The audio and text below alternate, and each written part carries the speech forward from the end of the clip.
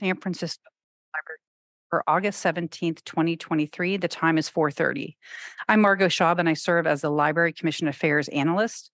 This meeting is being held in person in the main library Cret Auditorium and virtually on Zoom.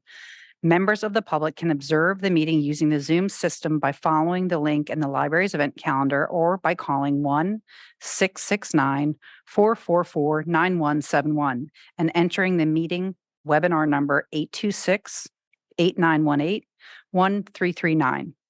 Public comment will be taken both in person and remotely by video or call-in for each item on the agenda. We will conduct public comment with attendees in the Cret first and then move to Zoom for public comment. Each comment is limited to 3 minutes unless otherwise noted. To make public comment when connected by phone, please raise your hand by dialing *9 to be added to the remote queue for the agenda item you intend to comment on. Individuals joining by Zoom should click the raise the hand button to be added to the queue. Mike Smith with Media Service Operations will moderate Zoom virtual public comment. Mr. Smith will call upon Zoom attendees by name or by caller number for each attendee who wishes to provide public comment. If we experience any technical issues with Zoom, we will recess and try to address the issue. Please try logging back into Zoom if there are technical problems. Library commissioners in attendance are President Connie Wolf, Vice President Pete Wong, Commissioners Mall and Lomax Giraduzzi. Thank you very much. And hello and welcome to the August 17th, 2023 meeting of the San Francisco Public Library Commission. To those of us here in Cret, we are delighted to see you. Welcome. And we are very pleased to welcome our virtual audience via the Zoom platform. Happy to be having everyone via Zoom tonight. We have a very full and wonderful meeting ahead, and we will start with the Ramaytush Ohlone land acknowledgement. The area known as San Francisco is the unceded ancestral homeland of the Ramaytush Ohlone peoples of the San Francisco Peninsula. As the original peoples of this land, the Ramaytush Ohlone have never ceded, lost, nor forgotten their responsibilities as the caretakers of this place. We recognize that we benefit from living, working, and learning on their traditional homeland. As uninvited guests, we affirm their sovereign rights as First Peoples and wish to pay respects to the ancestors, elders, and relatives of the Ramaytush community. If you have not already done so, all of the materials for today's meetings are available for download on the Library Commission page of the library's website, sfpl.org. Today, we have a total of 5 agenda items, and we begin with item number 1, which is general public comment. Operations, how many people have joined us via Zoom and have any raised their hand to offer public comment?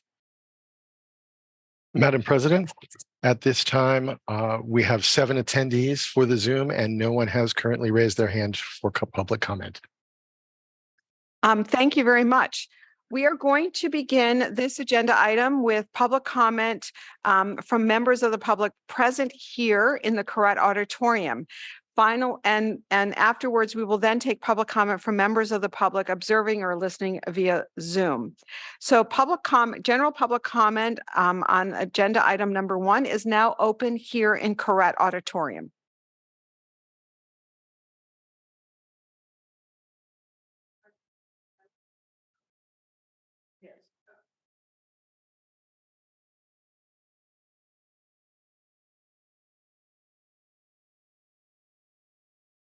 I'm Barbara Alvarez with the Friends of the San Francisco Public Library. We just wanted to say we just started our fiscal year fundraising for the library. We're very excited to work to raise public support for community programs and in particular start raising funds for the Mission in Chinatown branches to outfit the interiors. Thank you.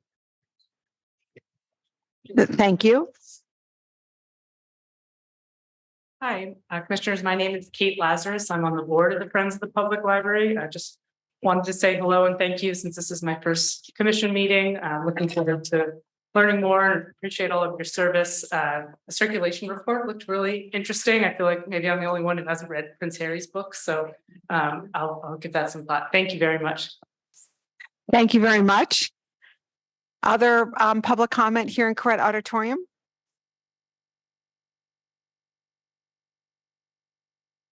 Thank you. Peter Warfield, Executive Director, Library Users Association. Library Users 2004 at yahoo.com and P.O. Box 170544, San Francisco, California 94117-0544. The Postal Service presumably has confidentiality that email and the web in general does not. A number of issues we've talked repeatedly about and repeat again, the very toxic and problematic issues with respect to Facebook, as reported by Frances Haugen, formerly a high official in Facebook, at a Senate hearing in October almost 2 years ago, and in other reports as well. The social media in particular are seriously problematic in a variety of ways that I won't go into right now. I've previously asked the library commissioners to provide Library Users Association with your email addresses that you use to do your library business. The Sunshine Task Force has said that you should turn those over, and I'm asking you to do that to our email address, libraryusers2004@yahoo.com. There's an additional very, very serious and dangerous thing that the library has opened the door to, reaching people using computers here. Normally in a library, what we've had in the past is pretty much what you would call a safe space. A book isn't going to hack you. A book isn't going to solicit you in some fashion for a scam or a sale in some fashion that you didn't actually request. But the web is full of this. And the latest wrinkle is AI, artificial intelligence. Today's New York Times has an article about folks who are trying to test AI to see what all bad things it can do, although we know there's plenty bad. I'll read you from one paragraph that I think is particularly notable, and I think the library needs to not tout, as it does in all of its publicity, in much of its publicity, the social media, nor the internet, without at the least giving some alerts, warnings, and education. The organizers of this DEF CON test tapped into intensifying alarm over the continued ability of generative artificial intelligence to produce damaging lies, influence elections, ruin reputations, and enable a multitude of other harms. Government officials voiced concern and organized hearings around AI companies, some of which are also calling for the industry to slow down and be more careful. The industry leaders themselves are practically begging for regulation, and they've been to the White House. Library needs to consider what to do about this policy-wise. Thank you. Thank you very much. Any further general public comment here in Correct Auditorium? Seeing there's no further public comment here in Correct, we will now turn to any participants via Zoom. Operations, if there's anyone who wishes to make general public comment via Zoom, please put them through. Thank you. Madam President, at this time, there are no callers with their hand raised in the queue. I will pause briefly to allow any callers who wish to join to do so. Madam President, there are no callers in the queue at this time. Thank you very much, Operations. Seeing that there's no further public comment either here in Correct or via Zoom, general public comment, agenda item number 1 is now closed. We will now turn to item number 2 on the agenda, which is discussion and possible action to approve the July Commission meeting minutes. We will open up for public comment before our commission discussion on this item. We will begin once again with public comment here in Correct Auditorium and then move to those participating or listening via Zoom. Public comment on the July Commission meeting minutes is now open here in Correct Auditorium.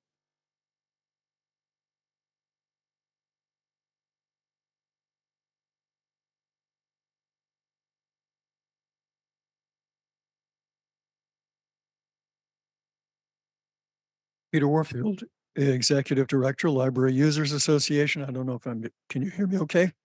Thank you. Executive Director, Library Users Association, Library Users 2004@yahoo.com and P.O. Box 170544, San Francisco, California, 94117-0544. Overall, I think these are among the worst and the most censored of your minutes, and it seems to me intentional, and in some cases absolutely reverses what the meaning is of what I said. Under general public comment, I mentioned that there are AI makers, not just folks who are requesting the government regulate them because of their own concern, about the potential for human extinction, not and AI, but as a result of AI. And that's why they're meeting in the White House with the president. And that's why the DEF CON folks are having, with the White House encouragement, tests of what bad AI might do. And there's plenty. Problem with testing it is it's constantly changing.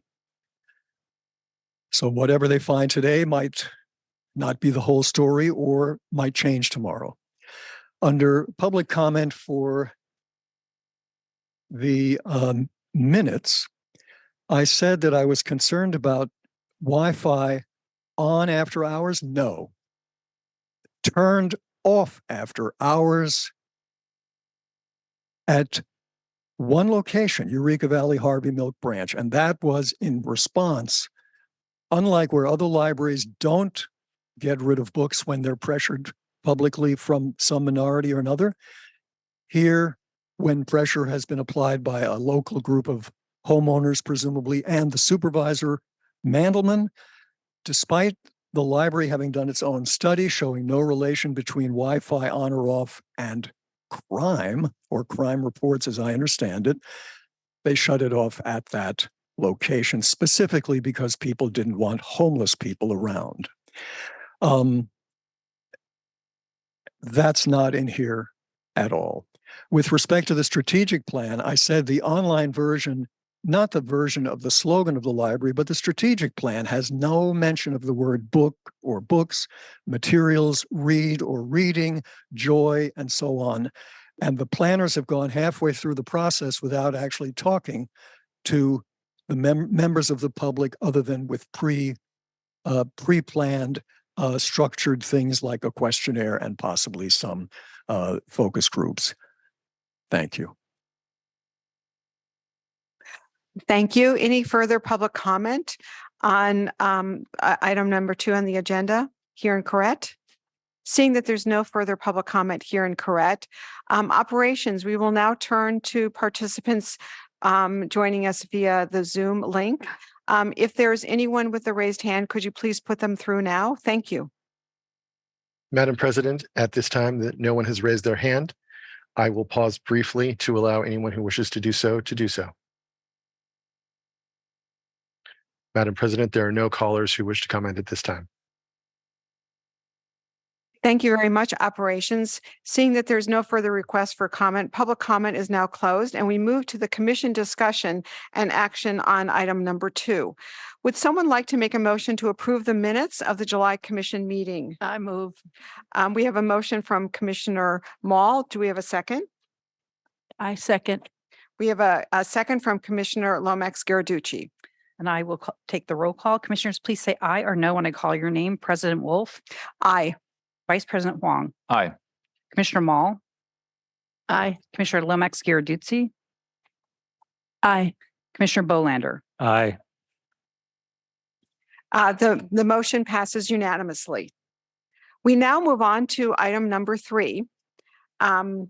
Very exciting presentation. Looking forward to it. This is on our library collection trends. And I'm delighted to turn this over to City Librarian Michael Lambert. Thank you. Thank you, President Wolf. Good evening, library commissioners. Library staff appreciates this opportunity to present an overview of the library's circulation trends with regards to utilization of both print and digital collections. Shelley Cocking, our Chief of Collections and Technical Services, will be giving this presentation this evening. Thank you so much, Michael. Yes, as Michael said, I'm Shelley Cocking. I'm the Chief of Collections and Technical Services, and I'm going to be talking about trends with our library collections. I wanted to start out by saying thank you guys for your continued support for us and providing these really healthy collections budgets, both for the print collection as well as for the e-collections. I also wanted to let you know that we're making a little manual move of our budget. So you guys had approved an opening day collection for the Mission Branch. And as you know, the construction is slowed there. So we wanted to make sure we moved that $850,000 over to this fiscal year. So we'll be able to buy the books closer to when the library is actually going to open. You can also see a 5-year graph of our circulation trends. You can see we're definitely improving and growing back after our closure during the COVID year. And while our physical circulation isn't quite up to what it was in fiscal year 2009, our e-circulation has stayed really strong. And we had the exciting event of hitting 12.5 million checkouts this year. We had a nice party here at the Main to celebrate that. And normally during this presentation, I like to give you the top 10 titles for the year. But this year I decided to split it out because I noticed some interesting trends for our physical collection. So at the bottom, you see what you would have normally seen, 10 really popular books that you would have seen on any bestseller list throughout the year. But the top list, which is our physical collection, is really different this year. You can see the One City, One Book and On the Same Page title, as well as a few of the bestseller adult books. But the second place is actually a DVD of the first blockbuster film that's been out since the COVID times, and then 4 children's books. And what this really shows is that our physical collection is serving a different population and a different purpose than our ebook collection, which seems to be really focused for adult materials. That's great. Oops. You've seen this patron type flow before. Randy McClure has shared it with you, and we've been using this to kind of track how behavior has changed as people come back and use our branches again. And what this tells me as a collection development person is that there's a much smaller percentage of people who are just focusing only on physical collections. So I need to make sure when I'm breaking up my budget that I'm balancing how we spend the money in the appropriate places. During last year's presentation, I talked to you about the real big difficulties we were having getting print books into our buildings in a timely fashion. Much in the way we couldn't get toilet paper, we were still having trouble getting books in. And this continued to be true throughout the first half of the fiscal year. We actually had some popular titles that we received about 2 months after the street date. So not surprisingly, people shifted over and used ebooks to get a hold of those books. The good news is in January, we've really seen a big turnaround. Prince Harry's Spare was the first title that we got in, which had copies in our building 2 days before 2 days after the street date. We were able to get more copies and get them out to the branches because the hold queue had gone crazy after an interview. And we managed to do that in just 4 days. So the physical world is starting to get back up to speed finally after 2.5 long years. Library Journal does a collection survey for libraries throughout the United States every year. And one of the things that they mentioned in the last survey, and that I read a lot in other industry journals, is that people are really returning to print format for the leisure reading. They spend a lot of time on computer and Zoom still, and they want that book in hand. So if we can't get that book to them quickly, they're still willing to go with the ebook. But if we keep working hard at getting them in the branches quickly, I hope to see circulation grow in that area. During the COVID years, we heard a lot about how people moved out of San Francisco, and now we're hearing about people moving into San Francisco, and the population of the city really shifted. So my staff has been spending a lot of time trying to get data and learn more about what each branch neighborhood is like in today's world. They started by doing a staff survey and asking people questions that way. They're also going out and visiting the branches, doing a couple branches a month, so you can go and see how the branch is being used in person, as well as talk to the local staff there. And we're also getting down and looking really closely at the turnover rates for different things by call number. And we're comparing that data from 2019 fiscal year, which is the last full year before COVID, and this last year, which is our first full year of being fully opened.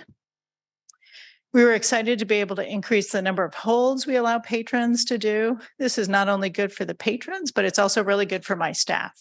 Because if we see a hold on a title, we know, oh, there's demand, and we'll be able to better estimate how many copies to get. And we're really trying to order like up to 3 months before street date so we can have that sense. We also, if you remember, you approved a $200,000 diversity audit budget, and we're going to be using that. And I'll go over that in more detail in a little bit.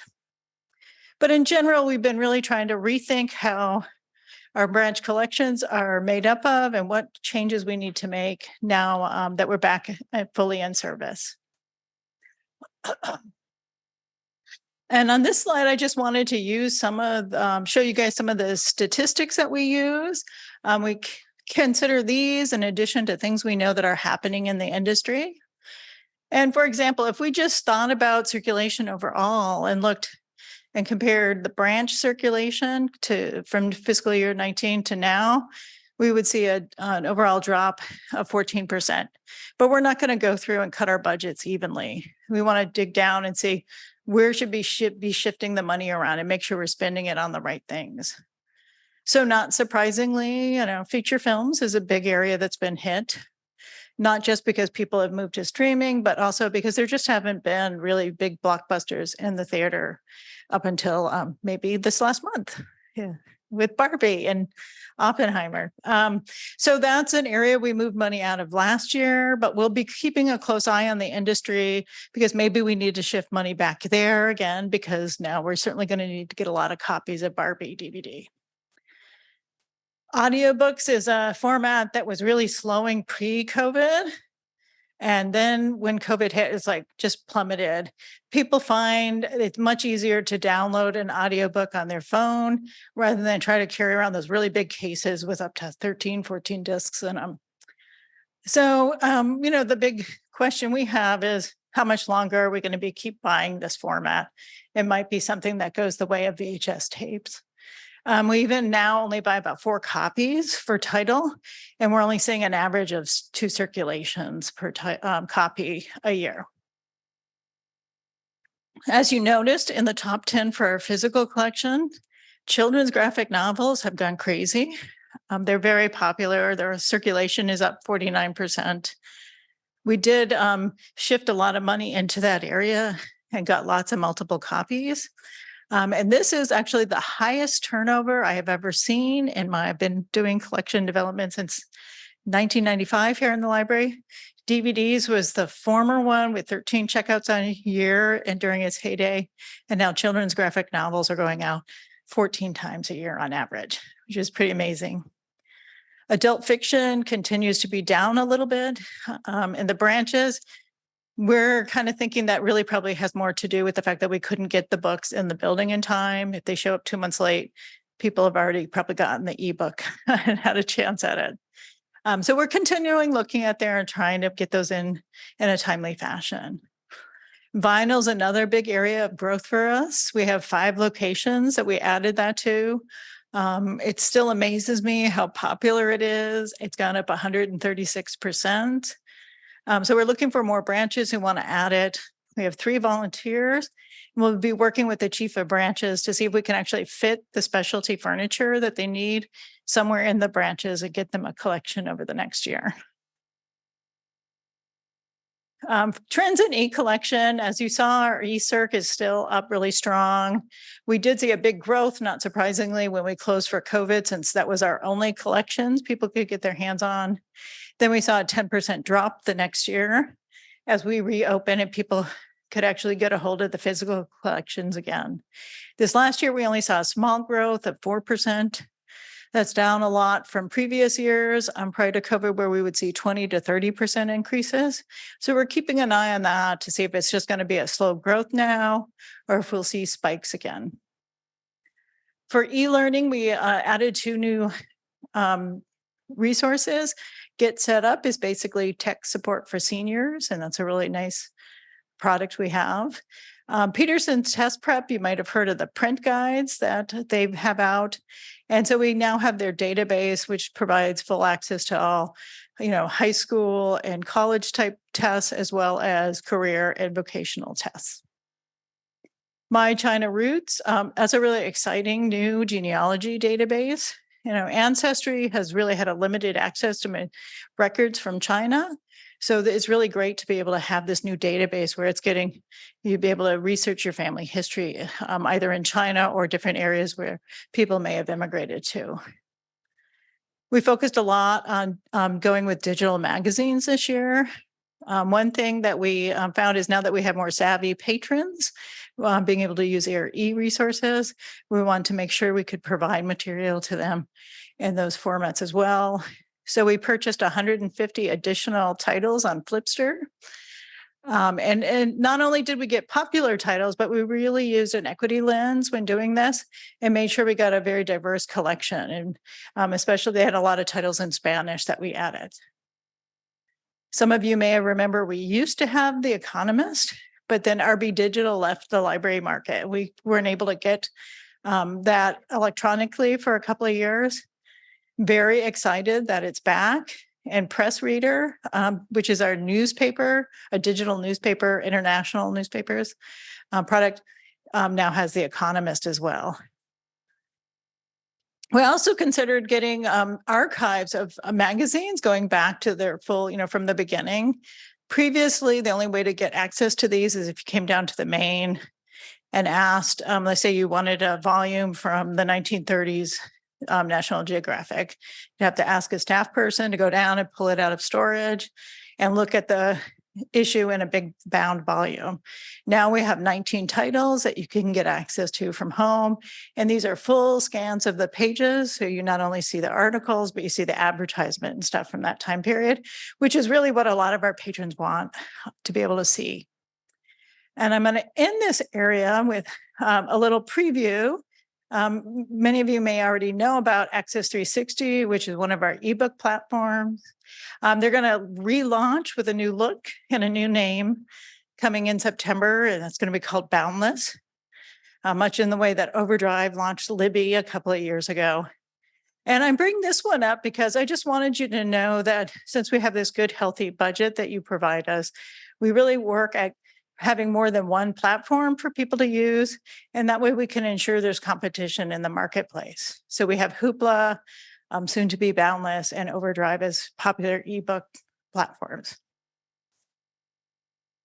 All right, now I'm going to switch gears. I had mentioned that we were doing our collection audit. That is really about encouraging increasing the number of BIPOC topics that we have in our English language collection. But I thought before I speak about that, I wanted to just provide you with a full list of what my staff does over at the Collection and Technical Services Unit for our diversity and equity goals. For a long time, we've had a catalog that's multilingual. When we took on BiblioCommons as our interface rather than the old Sierra Classic, we were able to add all these different languages. And this image you see here on the right has all the different languages that people can choose to search in, so they can search in the language they are most comfortable in. We also have a really strong cataloging staff. The numbers next to the languages are how many people that are specifically hired to catalog in those languages. In addition, we have a mighty team of 2 who can catalog records, books in languages that they don't actually read the language. So they learned all these tricks working with the vendors to be able to get these things like Farsi that we don't have a staff person that can read it, but we can still buy books and get them in the collection. We really want to make sure that our collection is out and available to the public as a whole. So we have, we allow it to be pulled from Links Plus, which is our interlibrary loan program that allows access to libraries all over the state of California. And so for our collection down at Western Edition, our wonderful Japanese language collection, people all over the state have access to that by putting on a hold through their own catalog. We've been working with the staff at the Maine. They're trying to take some of their reference collections, like in the African American Center, they said, hey, we'd like to make this circulating rather than making people come to us. And so we've worked with them to change that over to circulation and also buying more titles, more copies of those titles throughout the system. Now I'm going to go back to our collection audit. So when we're talking about that, we're thinking about English language material, but we're also spending more money trying to get more titles in other languages.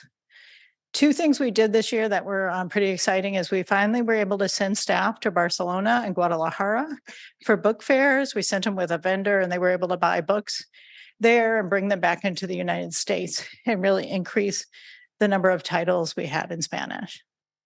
We also added another Chinese cataloger. We had kind of maxed out on how much money we could spend with them because we only had 3 staff that cataloged in that language.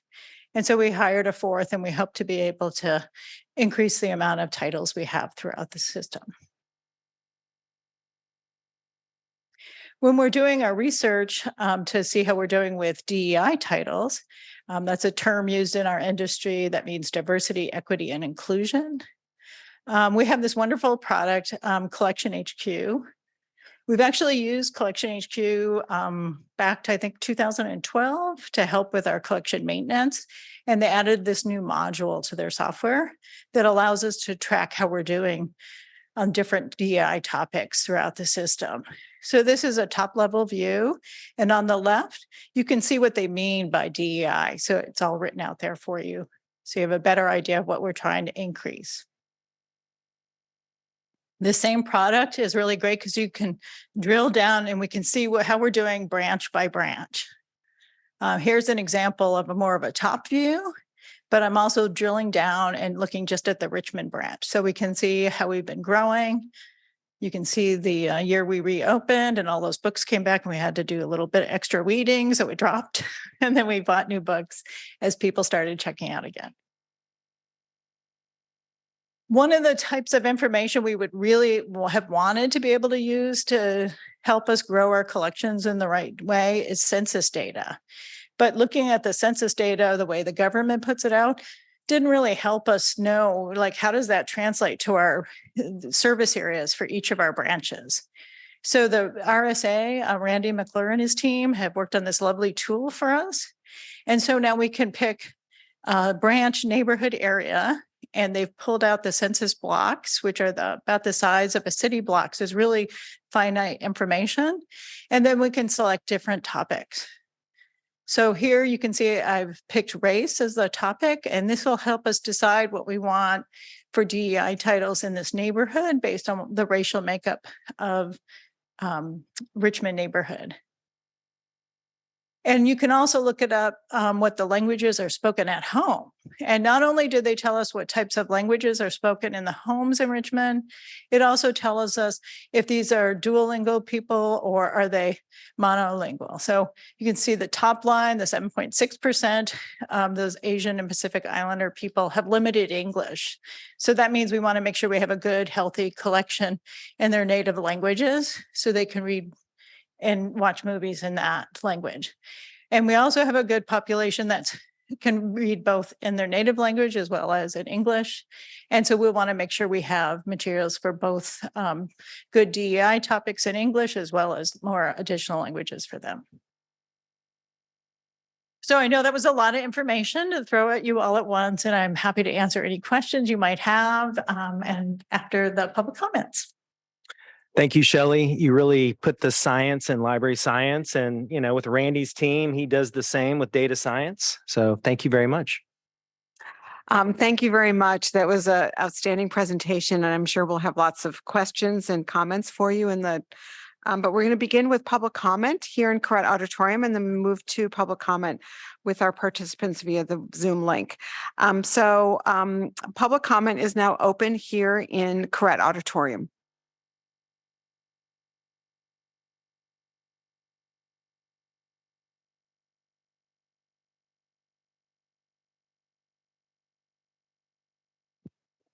Peter Warfield, Executive Director, Library Users Association, Library Users 2004 at yahoo.com, and PO Box 170544, San Francisco, California, 94117-0544. There's a great deal here, and thank you very much for the report. And there's no way I can talk about the whole thing in 3 minutes. But I have to say, let's put it this way. Over the years, I've talked about the library's trend to de-bookification. And your budget overall is still relatively low compared with what has been said was your goal of 10 to 15%. It's always stayed on the low side of that overall. What I would say is good to see, but it's not been highlighted here, is that books are very, very, very strong, books and physical materials. So let's look at the 5-year budget trend. For the last 3 fiscal years, the budget for electronic resources, actually 4 years, has exceeded print. Well, what about circulation? In 2021 to 2022, the physical materials circulation increased almost triple, and then increased again in the last fiscal year shown. By showing percentages, it doesn't look so impressive, but it did go from 26% to 51.5% to 53% growth in every year. What happened with e-circulation? It dropped in the first year and stayed almost the same in the second of the 3 years we're talking about. E-books are dropping, books are zooming. There's no mention here of the correlation or the connection between open hours and circulation. Every one of these post-19 years has had some portion where the library was either closed, which would presumably end up with 0 book circulation and materials, or limited hours, and it still has not gone back to the full open hours of pre-COVID. Still, every branch that used to be open till 9 is open only till 8 o'clock.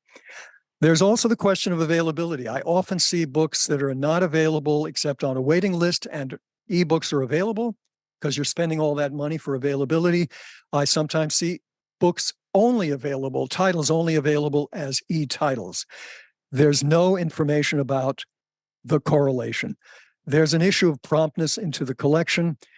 And there's another issue, and that is important newspaper and magazine and other browsable stuff that typically are browsed, not counted when they're used at the library. Thank you. Thank you very much. Any further public comment here in Correct Auditorium? Seeing there's no further public comment here, operations, if there's anyone participating via the Zoom link and have their hand raised, could you please put them through? Thank you. Madam President, at this time, there are no attendees with their hands raised. I will pause briefly to allow them to do so. Madam President, there are no commenters in the queue at this time. Thank you very much, operations. Seeing that there's no further comment here in Correct or via the Zoom link, public comment on this item is now concluded. And we will now open this up for public, comments and questions and discussion among the commissioners. And Shelley, I'm sure there will be some questions, so please join us. Thank you again for such a thorough and informative and just like so dense, so much there, so much effort going into this. And I just want to also thank Randy and his team because you are great partners in this. So I open this up for public comment, and Commissioner Huang. This is great. I love this. There is, unfortunately, though, by doing such a good job on the presentation, you also invite more and more complex questions. So here we go. Look, I think my view on this topic and how we fund our collections, I'm just going to be very explicit about this. I'm not personally, and I'm curious the rest of the commission's view on this, I don't think we're necessarily team book for like physical collection versus team e-resources. Like I'm team sort of just getting the people what they want, you know what I mean? And so like, I don't really understand any analyses that sort of cheer on one side versus another. But I do think it is, this year in particular is an interesting one because just to kind of backtrack a little bit, the e-collections budget, if I remember correctly, from like 2016 to 2017, extending through 2020, grew extremely fast. We're talking like 20% year over year growth. 2021, we have the first year where the e-collection is now surpassing the physical collections budget. We sort of have a couple years where it's like you can't really look at anything because from a usage perspective because of everything that went on. So any comparisons there I think are wrong when you compare 2021 to 2023 as an example. But I am curious your view now on e-collections. I think like it is an important question to ask, like knowing what we know today, how should we interpret the relationship between funding and circulation? Is there, like, what is the dynamic there? Does increasing funding induce more usage? What is like, how should we think about like, it's asked within the context of, physical versus e-collection specifically, but generally speaking, even as it applies to certain categories, if we decide to fund something, like add more dollars into that, what is the outcome in terms of usage? Does it go up? Does it have no relationship at all? Like, what is your take today? It kind of depends on what we're spending the money on. In the early years, when we were adding money, we would buy new platforms. Like we added Hoopla, and all of a sudden kids could get access to comics on an app at home. And so that added a lot of circ. And not surprisingly, the same happened when we added Canopy. When we, add new books, if we spend money with ebooks, it's not really much different than the physical because we do 3-to-1 holds to holding ratios in both formats. So it's more with that situation, it's more about getting the books in a timely fashion because our users, I think everybody is kind of like, I'm happy to get it. If I want to read Harry, I want to read it fast because everybody's talking about it. And I want to, if I get the copies in physical format and enough of them, like the Michelle Obama, we just guessed 300 at the beginning, which was great because we really saw the circ, we got it in and it's just been around and it continues to circulate. We still have a lot of those copies.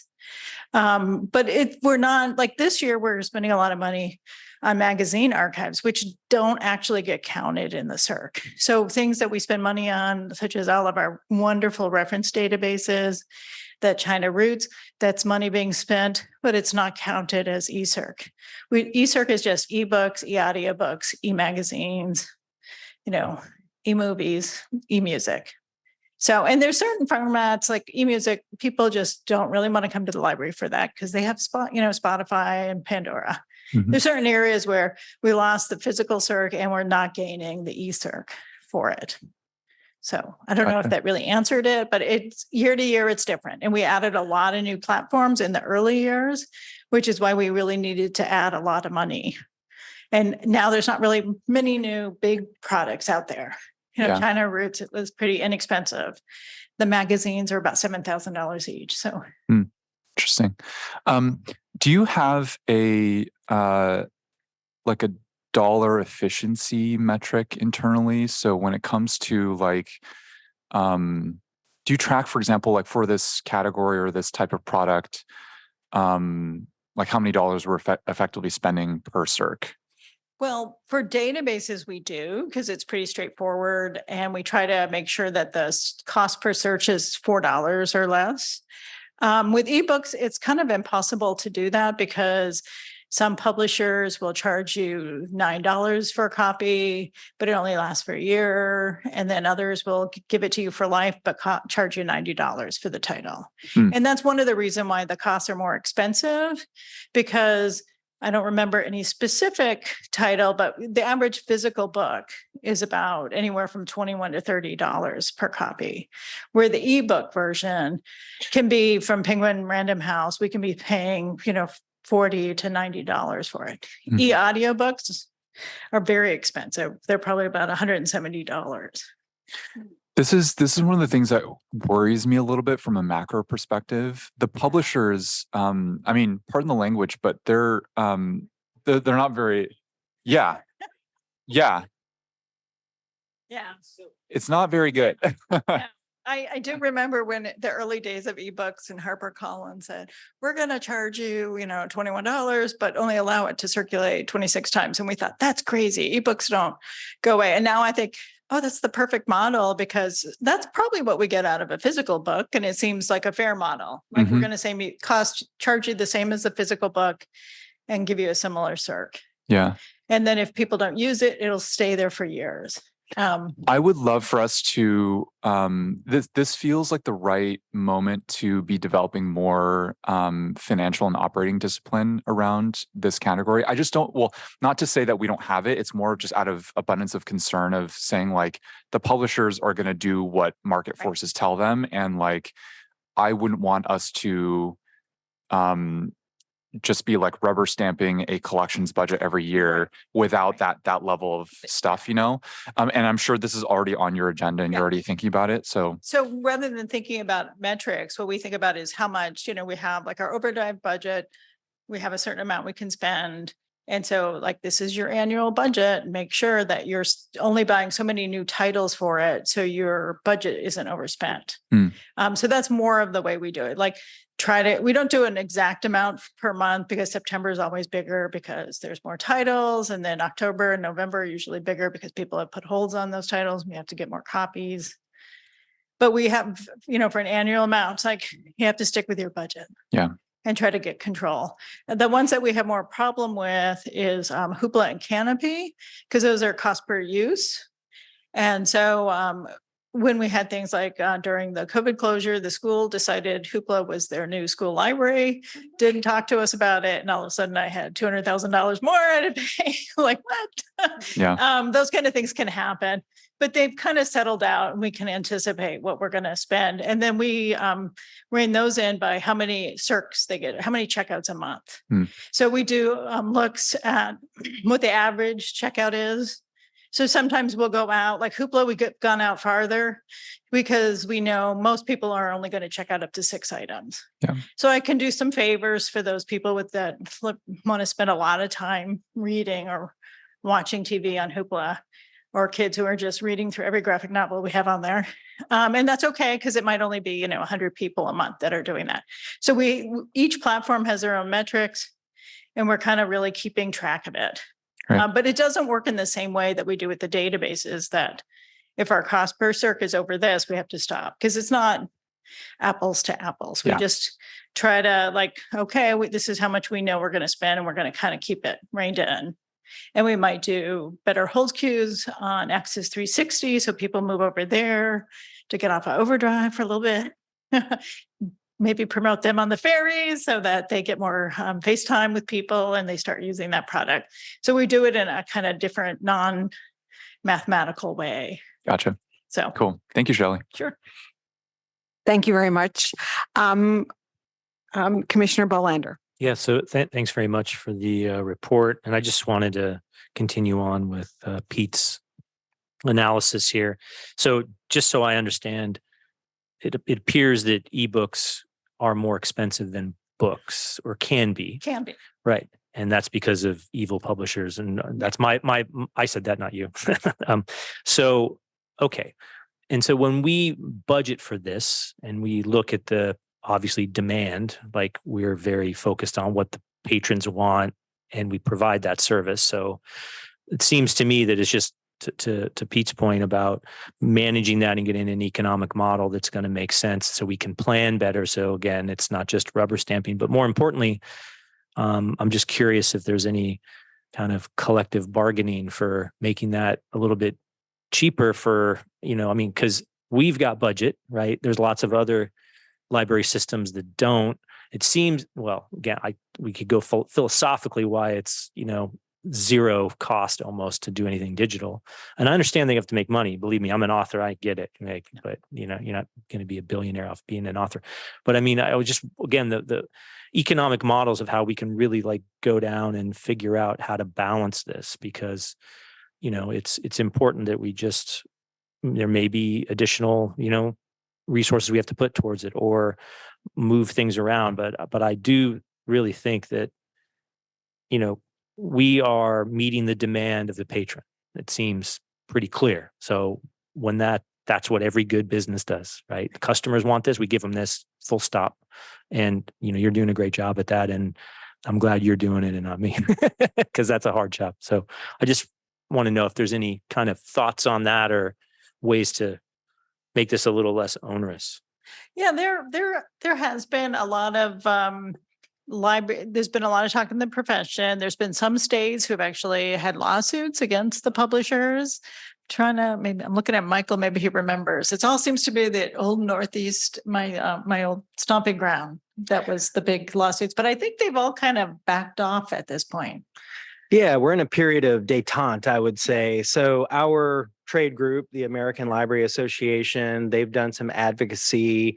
I think locally, Representative Anna Ashew in Silicon Valley was involved in some legislative efforts. So it is something that Congress is aware of. But the big five publishers basically have monopolistic power.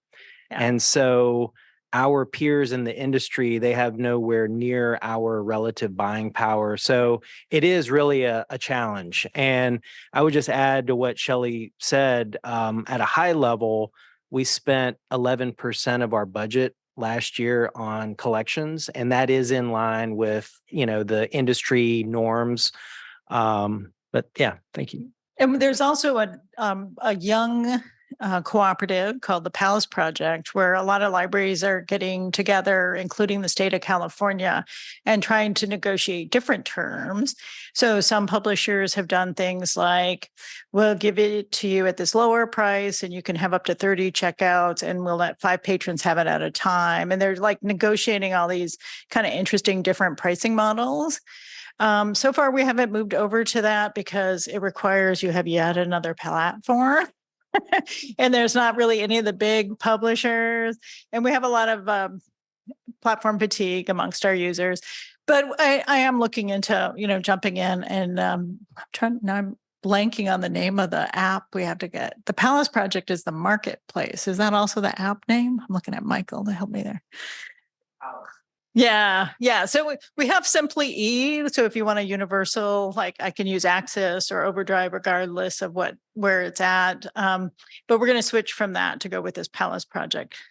And then we could, if we wanted to, buy some copies of books through there. But we've had very low success getting people to use Simply E because people pick a platform they like.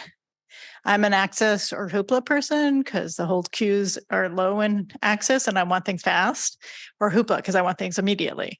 I have little patience. So that's where I go. Other people live in Libby and they don't ever, check to see if we have it someplace else in our catalog.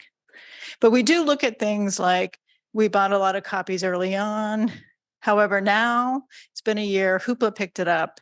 We're just going to stop having it in Overdrive and then people can move over. We do that a lot with the audiobooks because I'd rather pay about $2 a circ rather than have to pay another, $180 for a copy. That's going to go one person at a time. Thank you very much, Commissioner Bolander. Commissioner Lomax-Garducci. Thank you so much, Madam President. So Shelley, again, I want to thank you for this report. The thing that I really enjoyed, along with the DEI audit, which I have, I'm anxious to see what some of the outcomes of that. I really love page 15 and where you started to give us some information on the trends of what is being checked out. Maybe could you talk a little bit more about these various trends and how your team is going to respond to them? I really loved, obviously, the increase of the children's graphic novels. I just think that that's fantastic because, it's both visual and it's reading, and so it really allows children that learn differently to be able to express themselves or see themselves in these stories. But just in general, how are these informing your work? So it's often very different depending on the topic. So the children's graphic novels, we saw it was high demand. As a former children's librarian, that's kind of a no-brainer. It's like, let's buy 5 copies of all of these for every branch, right? Yeah. And so we just spent a lot of money last year, and you can see like, oh, if we have lots of copies and also more titles, there's just a lot of titles coming out. There's a lot of, wonderful, different types of people you can see in each of these, titles. It's really become a very diverse collection. So we just spent a ton of cash on it. And then, oh, that worked out really great. But then what I was thinking of sharing, but then my list got really long, was travel books. Cirque's really down on those. But we also know that there just wasn't anything published for 2 years. So in the little small collection we have right now, Cirque's really well. And when I was trying to go to Quebec and couldn't get a book for 3 months, I know we need more titles. So we're going to put a lot of money into travel and maybe buy 20 copies of each of those just to regrow that collection. So some of the stats we use to help move money, but we might end up putting more money in areas just because we can know something's going on in the industry. That's great. Yeah. And I also want to applaud you on the DEI audit. I was oversaw the work at the library, the university library where I work at, and we actually did an audit on the music collection in the conservatory, and it fundamentally impacted the curriculum, meaning that the curriculum that we now offer is actually changed, to not defocus on the Western canon of music, but to look at composers that are more contemporary, which are oftentimes people of color. What do you think are going to be some of the goals that you're excited about among the ones that you've listed on page 17?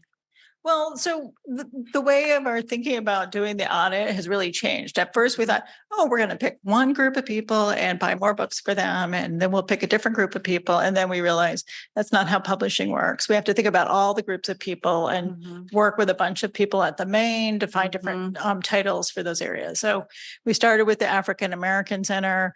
Hormel Center wanted to make their collection circulating too. So we're working with them, and we're going to, I think they're launching maybe in October or November, that collection. And then so we're buying lots of copies for them, as well as the branches.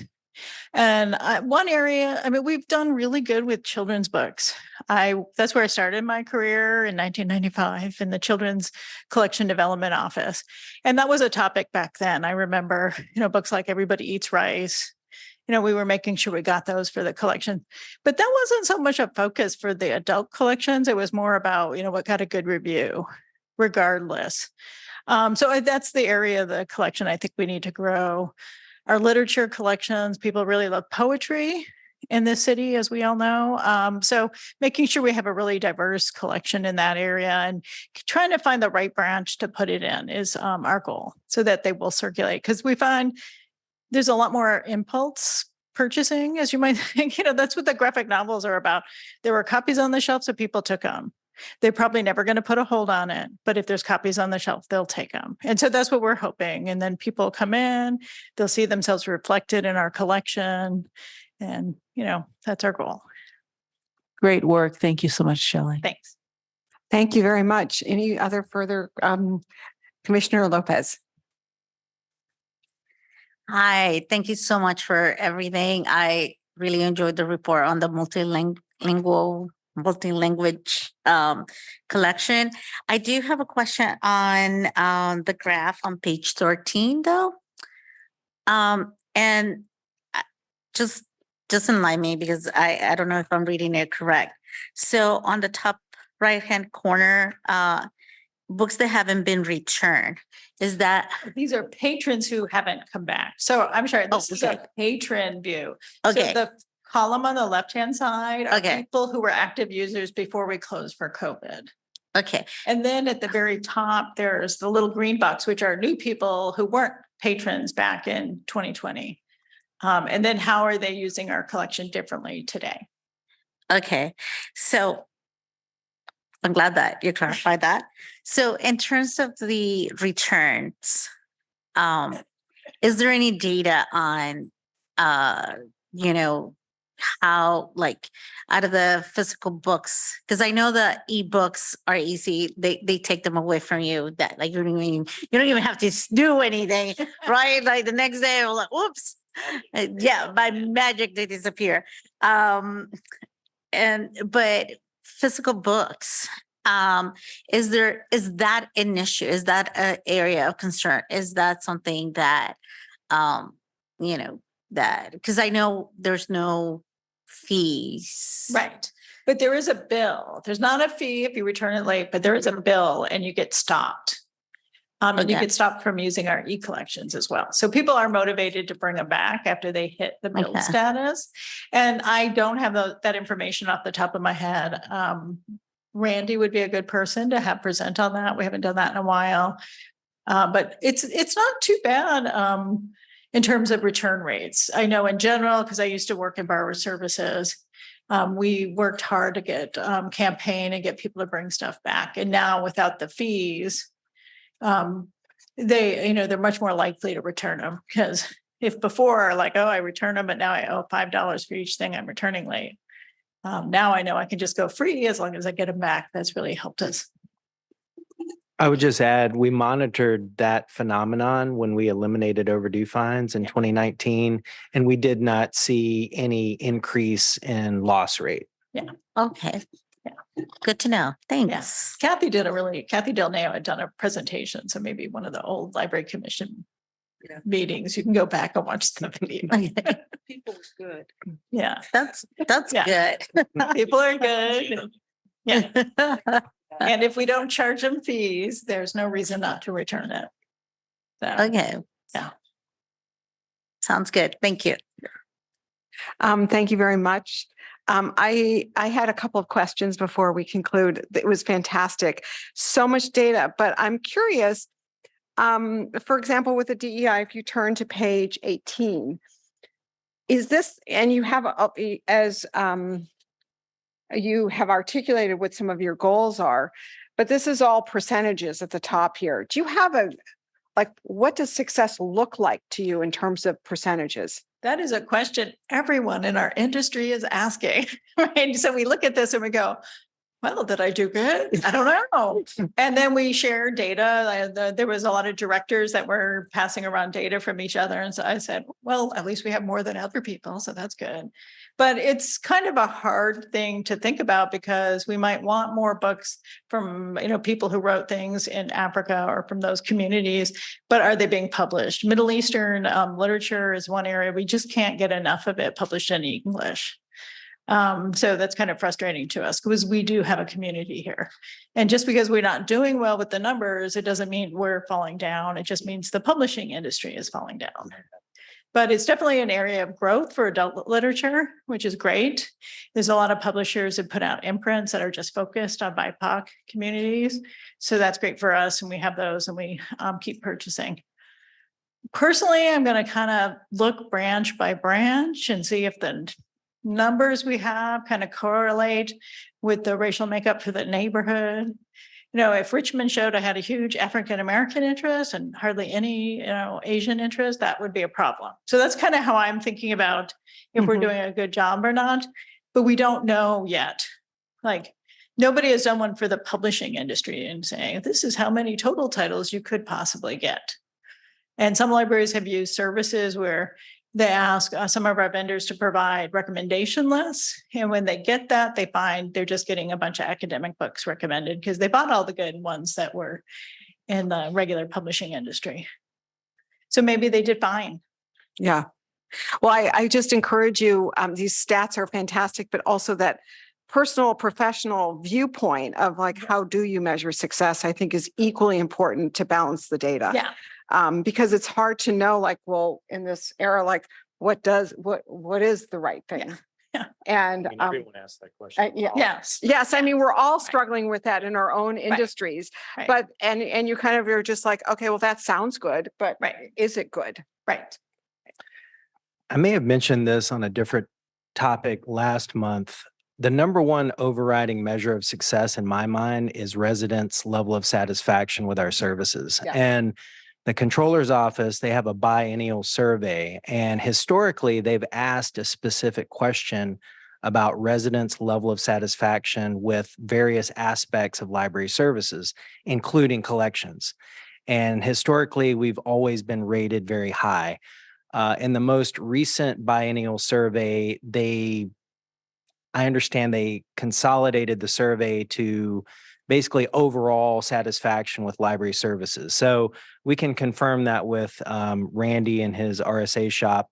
But if the controller's office is no longer going to drill down about, people's level of satisfaction with collections, technology, facilities, that's something that we will bring in-house because we do want to continue monitoring as best as possible, what people are, seeking improvement on, what are they satisfied with. But I just have to give kudos to Shelley and her team because historically we've been very highly rated in that area. And I think that's an important measure. Great. A couple more questions, if you don't mind. The other thing that would be helpful at times, not throughout this whole report, but for next year when you come back to us, which we will look forward to already. How do certain trends, like for example, the percentage of people using ebooks versus physical books, how does that rate compared to other urban centers? Like, are we a trendsetter in one direction or another? Not that we want to be a team book or a team ebook, but I'm just curious, like, is this what's going on in the world? And just Well, curious. So Library Journal does put out an annual survey where they ask for circulation data on that.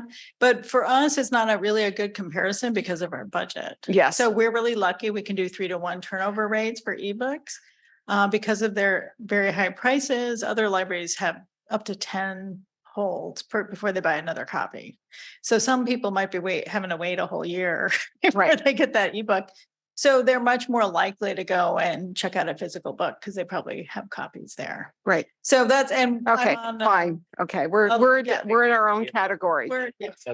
Yes. Okay. Connie, Shelley's much more modest than I am. So we are the highest circulating urban library in the state of California per capita. And then if you look nationally, we are one of the highest utilized libraries. I think we're in the top 15 circulation per capita. And then there's different ways you can slice and dice in our peer groups, but there's no question this is a highly, literate community, a book loving community, and it's reflected in our utilization. And the big book budget, as you mentioned, helps. Yeah.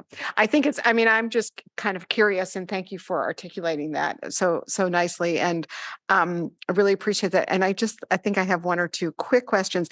In the team book versus the team ebook discussion that we started with, I just want to say that I really appreciated the way in which you identify the top 10 and distinguish between the physical sort of the books versus the ebooks. And I think it's so important to notice, as you said, 4 of the top 10 physical books were kids' books. Yeah. And so I just want to you come from the field of children's as a children's librarian.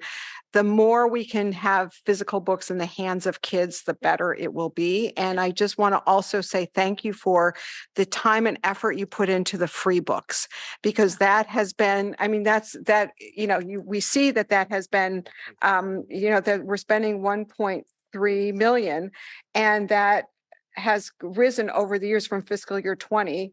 Well, that was, to now. And I just want to say that's such an important thing. And I just want to thank you and your team for the efforts.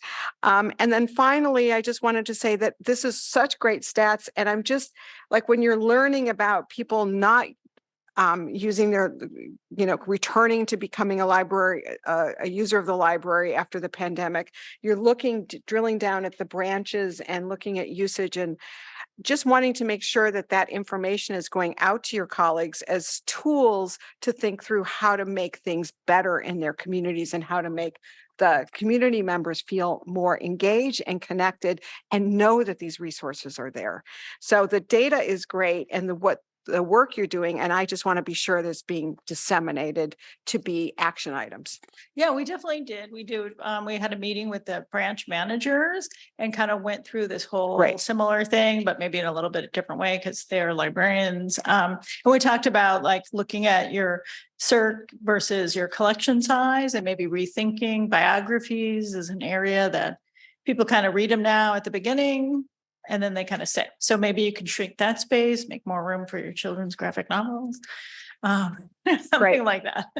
Yeah. Great. Well, thank you. I just want to, on behalf of all of us, I just want to thank you for the incredible work you do so humbly, but yet so powerfully. And if you could only just take on the 5 publishers and change them, then you'd really be a superstar, but you are a rock star already. So thank you. And thank you to your incredible team and also to Randy and his team for the partnership you have in giving us this report. So thank you. Thanks so much.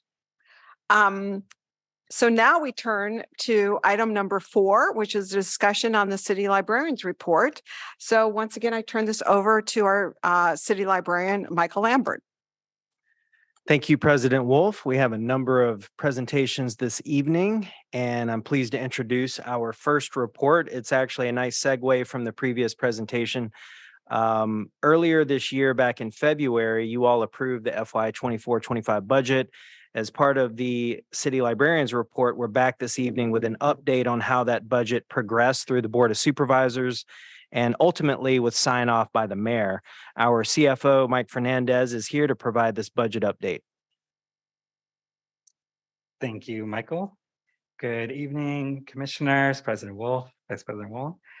So today I'm very pleased to come before you and give you the latest update on the budget. Today, we're going to look through the overview of the budget, the calendar, where we are, the sources and uses, some highlights of the process as it concluded, summary of the investments that you all approved back in February, some changes since then, and also a notation on the Friends annual gift. So let's get started. All right. Just some context as we get going here. So revenues are lagging a bit behind inflation. And what that means is while they are growing, our expenses are growing a little bit faster. And you'll see the implications of that in the slides ahead.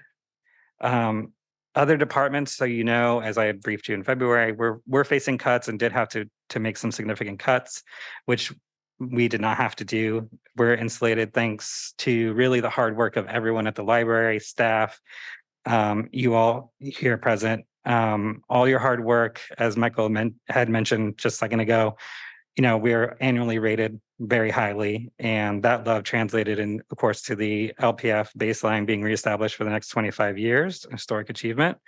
So within that context, as we worked with the mayor's office through the annual process, we did end up proposing a budget that just exceeded $200 million for fiscal year 24. Due to the conditions as they continue to progress at the board, that did come down to just under $200 million for fiscal year 24 and $186 million for fiscal year 25. We did carry all the proposals that you had approved back in February, and they were all accepted, which is fantastic. Those areas were primarily, just as a reminder, in the areas of racial investments in racial equity, enhancing digital access, and supporting the city's economic recovery. So in discussing how we define success, the goal of the budget is really to lay out how we intend over the next 2 years to enable our dedicated staff here at the library to really meet our mission. And we're very pleased that this budget will allow us to keep every neighborhood library open 7 days a week while making critical investments into our workforce. This budget also invests in infrastructure to ensure that visitors and staff alike have spaces that can best align really how they're used now and in the future. And we're also, as you just heard, seeking to diversify and expand access to our collections. So we're very excited about that. Here we are on the calendar. We're all the way at the bottom right corner. Here we are in August. The mayor signed the budget. The funds are becoming available now through the various cities' processes. And I will just have you note real quickly in the upper left, it starts again in October. So it's coming up pretty soon.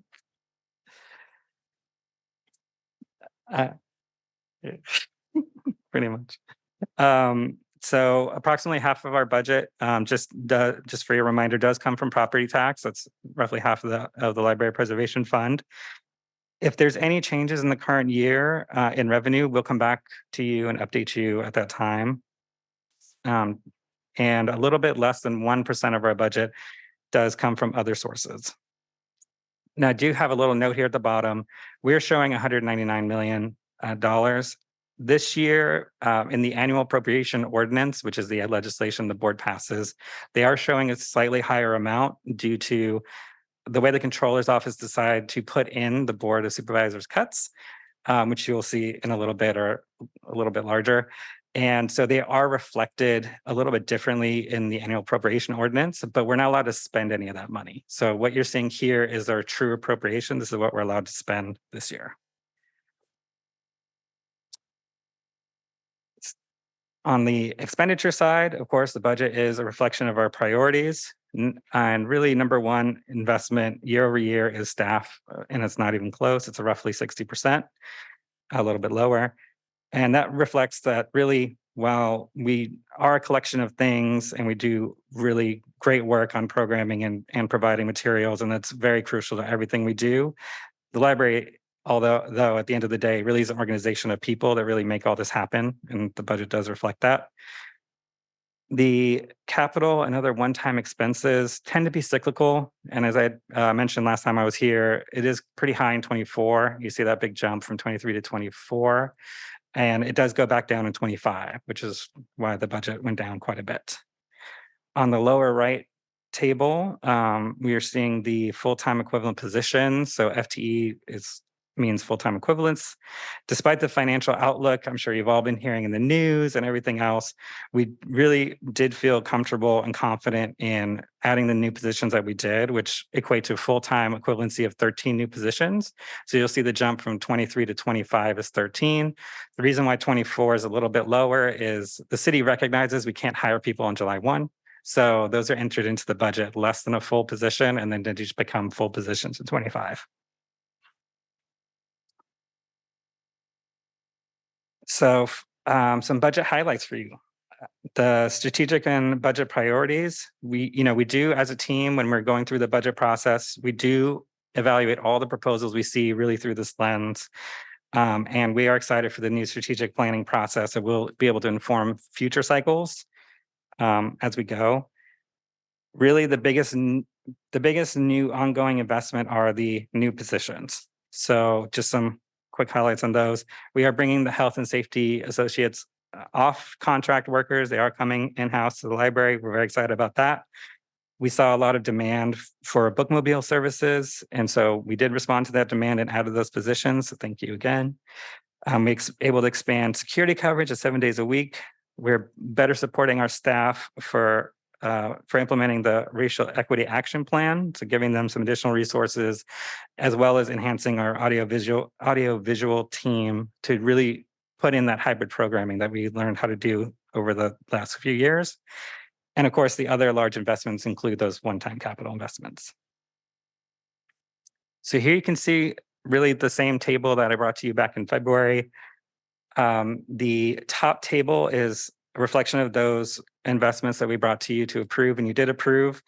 Our forecasts were pretty good, so that only changed net $10,000. That's pretty spot on. So what we told you was going to cost is pretty much what it cost. As we went through the budget process, though, it is important to note the board did put on reserve the funds for the Ocean View project for fiscal year 24 and 25. And really what that means is that in the future, we're going to have to go back to them to release those funds. Looking at the project and how it's currently funded, that's not a risk to the project's progress. Where we are right now, we don't need those funds yet. And when we do need those funds, we'll work with the board to gain access to those funds. So key changes. What changed since you last saw this in February? Well, the revenue outlook improved. So that was good news. The Library Preservation Fund since February was increased. The projection was increased by 3.3 million in 24 and 2.2 in 25. However, our costs did increase more than that. So we are using additional fund balance of 3.8 million in 24. And really those drivers of those costs were the capital costs for mission and our attendance improvements were roughly 6 million, and that was pretty evenly split. Also, we had an increased costs of services at other departments. One significant change was the way the city pays for our Office of Contract Administration, which is where we do all our purchasing. We used to not pay them directly for that, but starting this year, we will now start paying for that. So that was a little nice little surprise in our budget. We also have some workers' comp projections to increase this time around. And just through kind of a quirk in the budgeting timing, the City Hall fellows that we really enjoy working with, they're just not included through the February process. They get added later. So those are the three main drivers there. And again, the board did cut. So a lot of it's ongoing. In total is in 725,000 in 24 and 729,000 in year 25. We did work very closely with the board and their legislative analyst, and we looked through the budget and we saw that, you know, we can really absorb these cuts without having a noticeable impact to our services and programs. The way some of it's just in timing and things like that. So we shouldn't really feel any impact from these. So we felt comfortable accepting those and moving forward. And lastly, the annual gift from the Friends. So the library, the board approved our Friends annual grant, which is great. As you know, the library enjoys a model partnership with the Friends that allows the library to really enhance the level of service we can provide to the community. This year's award was $1,030,000, up just tiny bit from last year of $1,002,000. The gift is structured so that we have both a mix of unrestricted funds and restricted funds that come from the donors and their endowments. And the funding that this supports really is our signature programming. So things like Summer Stride, the One City, One Book program, all of our cultural programming throughout the year. And for this coming fiscal year, we're looking at $54,011 in grants for programming here at the main, $141,560 in grants to branches, which amounts to about $5,000 per branch, and $150,000 for the James C. Hormel LGBTQIAA+ Center. And with that, and I do want to say, we certainly do appreciate all the donors and the library supporters for the financial support that makes that grant award possible. And now with that, thanks everyone involved in the budget process. Really want to thank all the divisions, the leadership within the divisions, their staff for their countless hours. It's a big lift. Special thank you to Maureen, who's guided us through this process, Christine, my budget manager, and of course you, Michael, for being our leader. And you, all of you commissioners, you all are so important in this process, the guidance you provide, taking the public comment and helping us really bring those in. We really appreciate it. And yeah, welcome all questions and feedback. Thanks. Thank you, Mike. Congratulations. Well done. This was Mike's first full fiscal cycle leading the finance team. And congratulations again. And Mike's daughter is adorable on the previous slide. All right. So it is now my pleasure to introduce our next presenter, Brian Weaver. He is the floor manager for the third floor here at the main library. And he is leading the rollout of our exciting new digital music platform, Baybeats.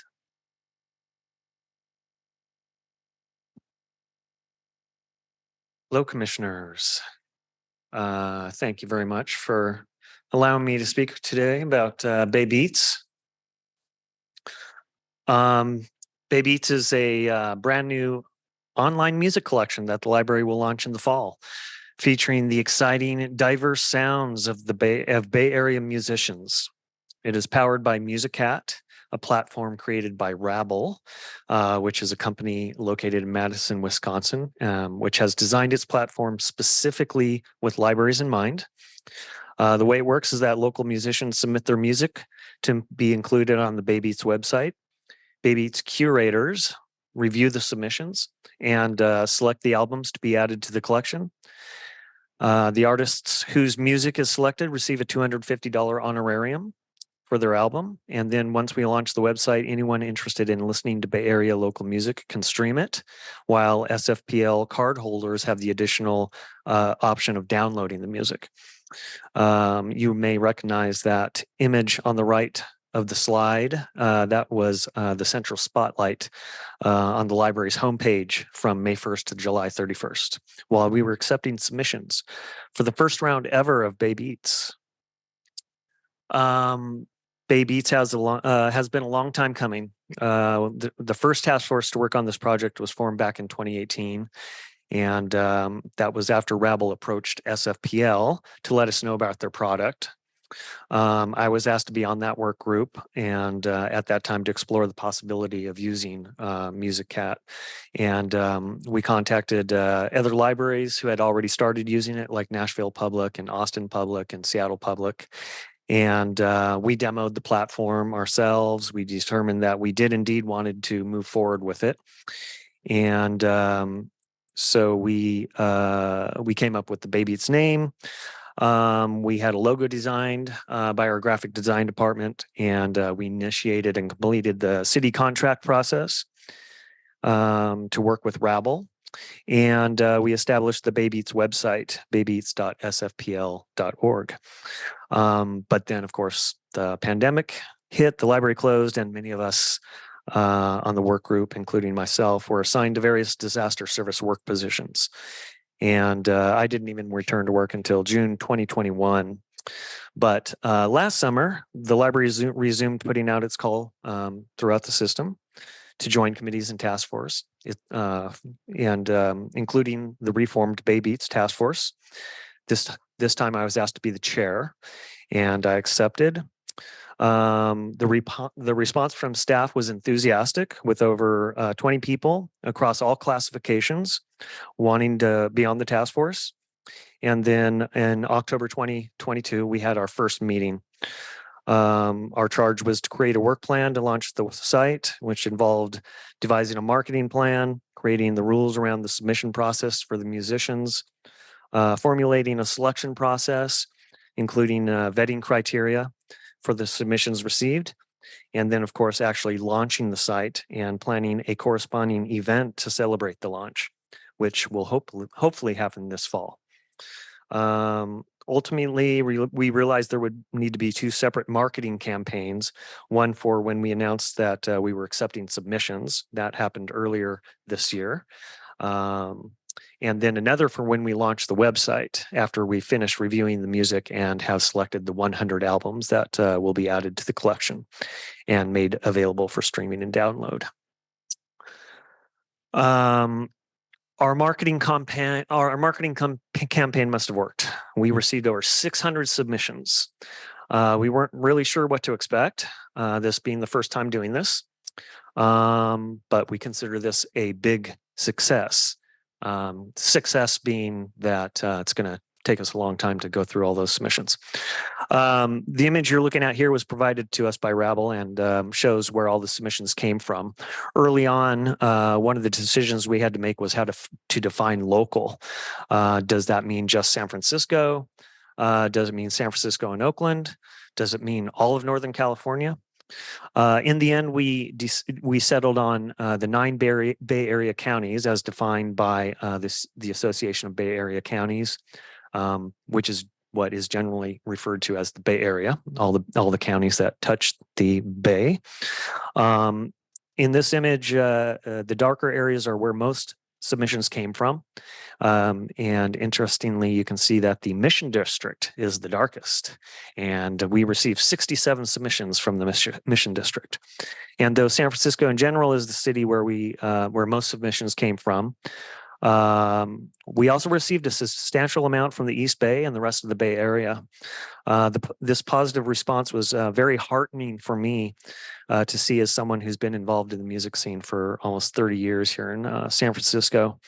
It's proof that there is still a vibrant, independent music scene here in San Francisco and the Bay Area, despite all the hardships of the last few years and how much artists and musicians have had to struggle with job loss during the pandemic, rising rents, closing of music venues and rehearsal studios, and more. This other data image provided us by Rabble shows all the different genres of music we received. Rock was by far the genre for which we received the most submissions. Rock on. But you can see there are also significant numbers of dance, electronic, pop, rap, and hip hop. And in general, we received a wide variety of musical genres. A big thanks to Jamie Wong in Public Affairs for helping us craft our marketing and publicity plans, and to our graphic design department for helping us design posters and postcards and business cards, and to our media services department who helped create some cool videos that we posted to social media. And of course, to the Baby Eats Task Force members who helped set up our partnership with Amoeba Music, mailed out print collateral, dropped off flyers and posters in person to record stores, music venues, cafes, music stores, music schools, and more. On the Baby Eats website, we describe our Baby Eats curators as a selection of SFPL staff and Bay Area music influencers, community jurors, who will help to assess submissions. The idea for the community jurors is to provide expertise in reviewing various musical genres we've received to help with outreach to their music communities and networks, and to provide an authoritative public face for the jury. You might recognize some of these faces, some major players in the local music scene, and some of them have already established connections with the library.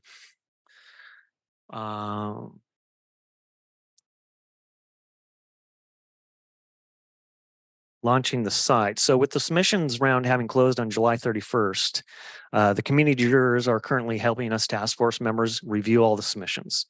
Of course, the task force is doing the bulk of the work. And we provided instructions to the community jurors on how to log in and use the back end of the Baby Eats website to rate and review the submissions. We also supplied them with the criteria we've devised to vet the submissions. And while we're reviewing the music, we have a placeholder on the Baby Eats site, which you can see there on the left of this slide. Basically says submissions have closed. We're reviewing them. Check back in the fall when we launch the site. And if you submitted music, we will contact you by the end of summer. I've included on the right an image of the Austin Public Library's platform, which they call Electric Ladybird, to give you an idea of what the Baby Eats site will look like once it launches, with selection of albums right there on the homepage that you can click on and start listening to. I want to give a shout out to the members of the Baby Eats Task Force. The staff who signed up for this task force are musicians, former record store clerks, DJs, record collectors, bookers at clubs, music teachers, and their enthusiasm for local music is what is really making this project work. Thank you very much, commissioners. I hope you are as excited as me to listen to all this amazing music that we're receiving that was created right here in our own backyard. Having reviewed a lot of the submissions we've received, I can tell you that the quality is high. And along with the large quantity submitted, has restored my belief that San Francisco and Bay Area remain one of the most important music centers of the United States, if not the world. And I'm thrilled that SFPL is supporting local music in this way on such a large scale, the likes of which I don't think we've done before, at least not in the 20 years or almost 20 years I've worked here at the library. Thank you very much. Thank you so much, Brian. On a personal level, I can validate this is creating a buzz in the community. I was in the dog patch this past weekend at a place called the Sea Star, listening to some live music, a rock band, and the band was excited to let me know that they submitted for this platform. So well done. All right, our closer today is Jason Hill, the manager of the Mix at SFPL. He's going to be sharing a report on a very special visit by the first partner, Jennifer Siebel Newsom. Thank you, Michael. I am tall, so let me figure this out. Can you hear me? Okay, good. All right, here we go. So hello, commissioners and Maureen and Dolly. I have the pleasure of telling you about this awesome event that took place on July 20th, one of my favorite events that I've ever taken a part of since I've been working for SFPL. It was a visit from California first partner, Jennifer Siebel Newsom, and she came to engage with 30 of our YEL interns. Those are our youth engaged in library leadership interns. And they were super excited to meet her along with our very special VIP guests that we got to come. It was Mayor London Breed, California Poet Laureate Lee Herrick, California State Librarian Greg Lucas, California Arts Council Executive Director Jonathan Mosconi, and I think someone over there was there too. Michael Lambert was there. Do the next slide. Cool. So the day we spent, it was a celebration of literacy, creative expression, and community. It included 3 workshops that were led by representatives from the ODC Dance and Art Center, Youth Speaks, and The Mix. The teams also received copies of books selected from the First Partners Summer Book Club, which is an annual initiative in partnership with the California State Library to help children of all ages cultivate a love of reading and books. And if Shelley was here, I would thank her because all the books, free books came from her and her team. And so it was great to see all the teams getting copies of those books. And these are the, you could see on the slide, these are the partners that we partnered with. So the Yale interns broke up into 3 groups. So we had a poetry workshop led by Lee Herrick with support from Youth Speaks that was led by Executive Director Michelle Mouche-Lee. In that workshop, the teens were given prompts to help them, guide them to write their own poetry. And in the Mix Maker workshop, that was led by me, it was a hands-on craft where we made buttons and the teens took photos from the books and text. And what we did was photocopy the pictures and text that they chose, things that they felt related to them. And we turned those into buttons. And in the dance and movement workshop that was led by ODC, it was Private Freeman and Colton Wall. And they led a dance workshop where the kids took certain emotions and did interpretive dance with those. And that was really special. To see some of the Mix interns, it really made me happy because they're very shy, and to see them moving around, very awesome. And then the teams presented their creations to the First Partner and guests. And I was very impressed by everything that they did. One of the ones that stuck out was a teen who read his poem, and it was very personable and vulnerable. I don't know if you remember. And he just talked about the things that he goes through as a teen and some of the troubles that he has throughout his life. And it was amazing. I could tear up just thinking about it.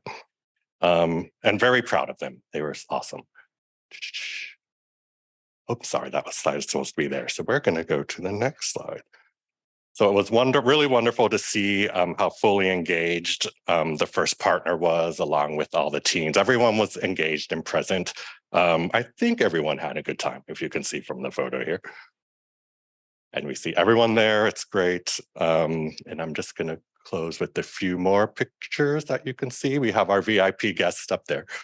The dance routines are on the right, and the poetry down here, and the button making. And it was an amazing event. And we're glad we had it. Thank you. Thank you, Jason. I forgot my thank you slide, so I apologize. Jason, you and your team did a remarkable job as gracious host. There was so much joy and delight in the mix that day. Madam Mayor was very gracious. So many teens got to take selfies with the mayor. It really was a special day. And that concludes the city librarian's report. Thank you very much for to Mike, to Brian, to Jason for your incredible, very rich and profound and wonderful reports and what we're doing. It's really exciting. Before we have comment here, I'm going to turn it over for public comment here in Koret Auditorium. And following public comment here, we'll go to our participants via the Zoom link. So public comment on this item is now open here in Koret Auditorium.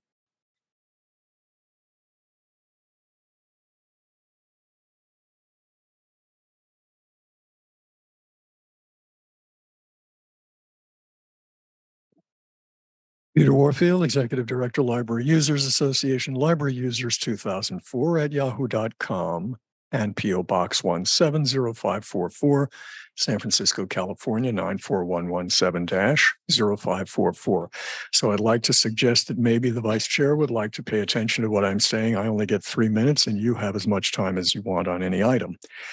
One of the important things in the valuable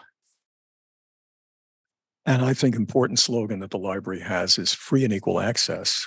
That's the first words basically in the substance.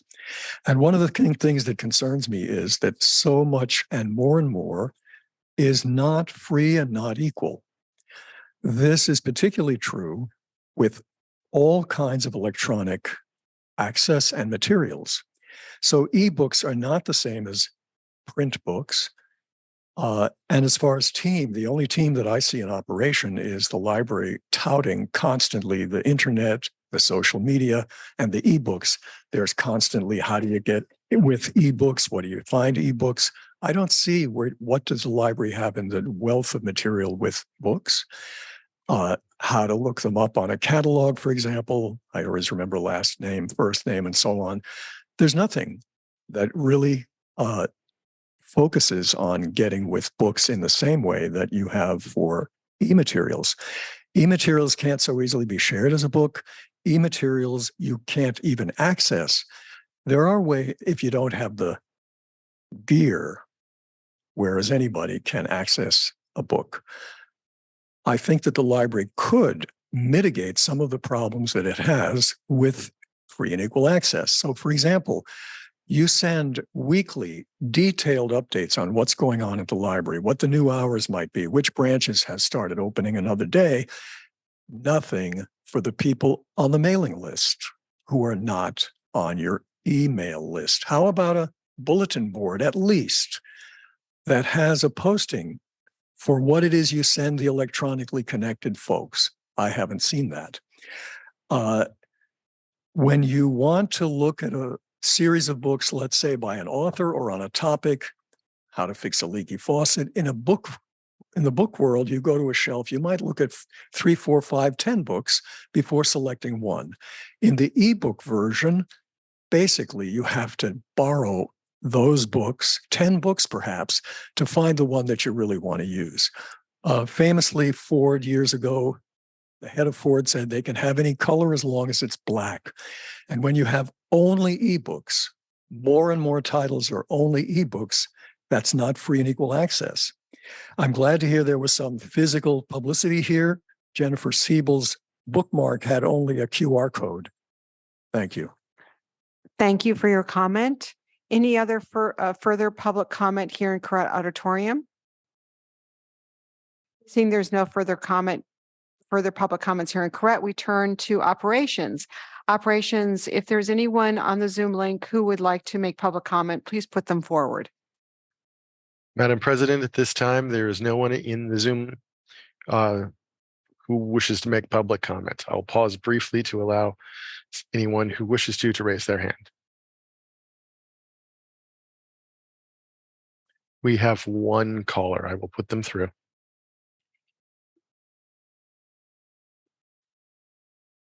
Caller N. Dean, I am unmuting you, and 3 minutes will begin now. Hi, good evening. Can you hear me, commissioners and city librarian? Yes, we can hear you. Oh, great. I just wanted to, this is Naima Dean from the Western Addition branch, and I just wanted to say that this was a lovely meeting and enlightening, and I'm thankful for all the information that was shared by the expert librarians that serve our public every day. I wanted to give a special thanks out for all the books that we were able to give away this summer as a library that represents an equity zone. We get a lot of patrons who often come in and read, but don't check things out. And those statistics aren't often recorded. And a lot of us were able to see just how much that happens by the number of books that were loved and enjoyed and retrieved daily by folks who had the opportunity to build their own libraries and share and discuss a lot of the titles that popular titles that folks are listening to or watch or reading and sharing today. The youth are sharing. They like to, it's like on trend, like, hey, yeah, I'm reading this. What are you reading? And now they have the opportunity to really have the same books at the same time. So that was really cool. And hearing Jason discuss how much that was appreciated at the mix just highlighted that, because these are populations that do need access and don't always have monetary means to get there. So thank you for prioritizing putting books in the hands of youth and adults. We got a lot of really great books for adults this year as well. And then special thanks for Shelley Cocking mentioning the work that goes into the Japanese language collection here. And just a shout out to how popular our manga collection is and how many people from Japanese community really appreciate those titles. They're very hard to get in. Even in Japan, we are known to have a more extensive collection than what is accessible in libraries there, and in other areas, as we learned from the Taiwanese visitors that were here more recently. Thank you very much for all the work and focus that is put into our collections and in serving our public. Have a good night.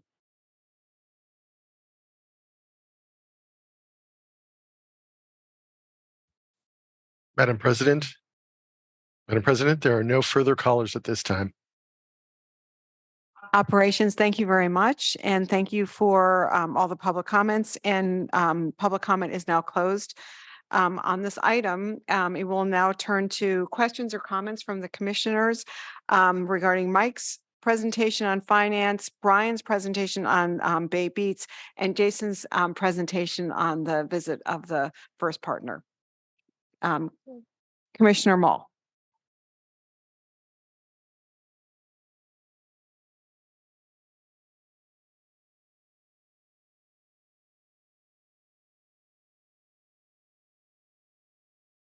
The concern of music when you were putting together your vetting group? We did do some outreach to the conservatory and the jazz center. Yeah. Were they on the committee or? Oh, you mean the Baby's curators? Yeah. I'm not sure if we contacted anyone from those organizations to be on the curators, the community jurors. You wanted it to be more of just an in-house library kind of thing? Well, actually, there was there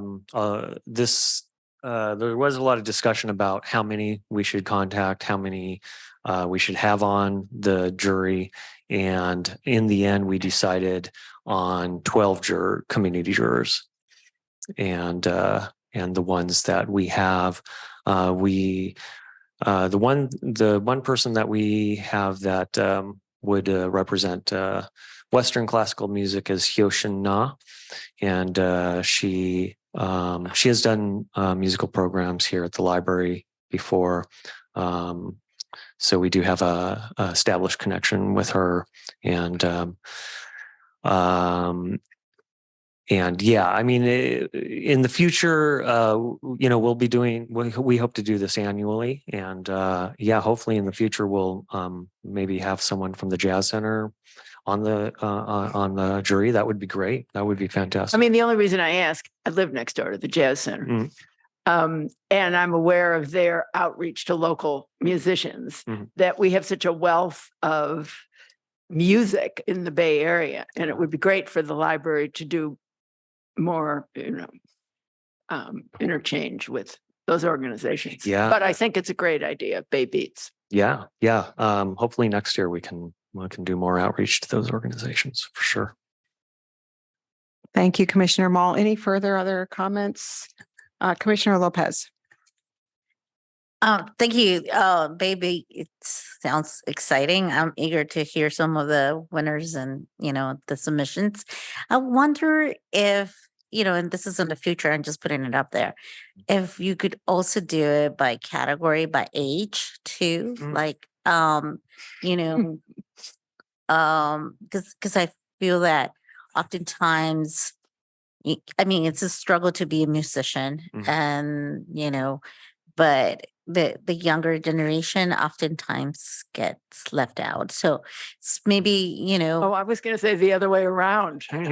I think the older generation gets left out. uh, Right, right. I know, but I feel that, because I see you in my neighborhood, I always see uh young students like, here's my CD, like and or stream this and check me out, give me a like. And and also because it's an industry that it takes years to develop and then to learn a lot about like how do you record, not how do you record, how do you promote. Thank you, I was going to say how do you publish, but um so I was just wondering, and I just curious because I feel that for a young person to get an early start through baby Beats will be fantastic. I'm just putting it out there.